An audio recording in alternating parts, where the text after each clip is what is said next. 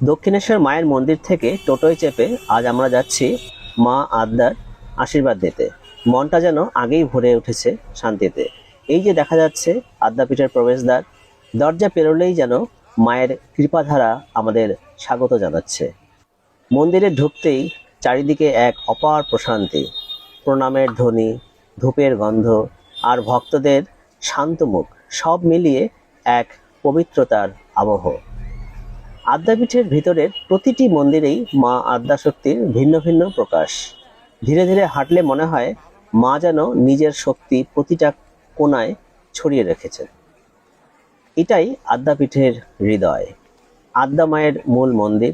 এখানে দাঁড়ালেই মনে হয় মা যেন আপনার চোখের দিকে তাকিয়ে বলছেন, ভয় করো না, আমি আছি।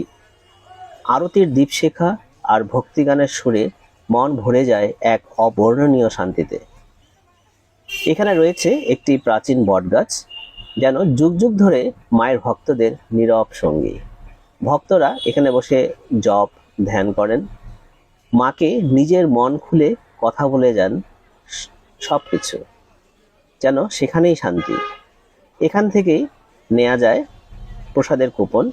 ভক্তরা ভোগ নিবেদন করেন আর বিশ্বাস করেন মায়ের কৃপা প্রসাদের প্রতিটি কণায় জড়িয়ে থাকে। আদ্যাপীঠের ইতিহাস শুধু একটি প্রতিষ্ঠানের গল্প নয়, এটা ভক্তির চরম জাগরণ। অন্নদাচরণ ভট্টাচার্য মহাশয়ের মায়ের আদেশে এই পবিত্র পীঠ প্রতিষ্ঠা করেন। মায়ের করুণার শক্তি ছিল তার পথপ্রদর্শক। তিনি বিশ্বাস করতেন মানুষকে সেবা করলেই মায়ের সেবা হয়। তাই আদ্যাপীঠ আজও মানুষের আশ্রয়ের স্থান। অনাথ শিশুদের খাবার, শিক্ষা, আশ্রয় সবই মায়ের করুণার এক নিদর্শন। মা আদ্যাশক্তির অদ্ভুত উপস্থিতি প্রতিটি ভক্তের মনকে শান্তি আর শক্তিতে ভরিয়ে দেয়।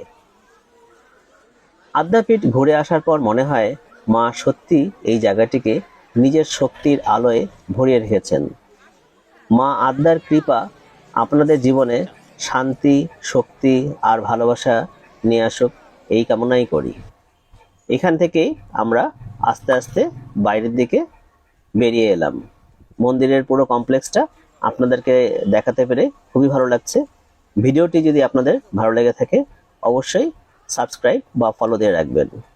লাইক এবং শেয়ার করে অন্যদের দেখার সুযোগ করে দিবেন। মা আপনাদের ভালো রাখুন। ধন্যবাদ।